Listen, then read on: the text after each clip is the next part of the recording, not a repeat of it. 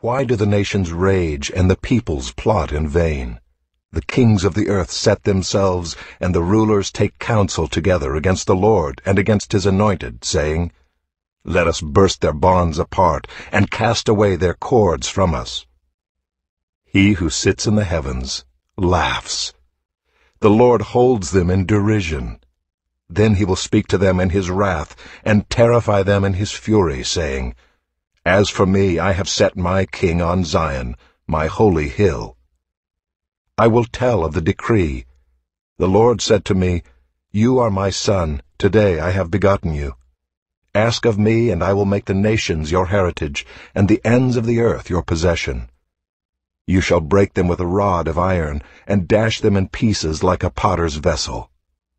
Now therefore, O kings, be wise. Be warned, O rulers of the earth. Serve the Lord with fear, and rejoice with trembling. Kiss the Son, lest he be angry, and you perish in the way. For his wrath is quickly kindled. Blessed are all who take refuge in him.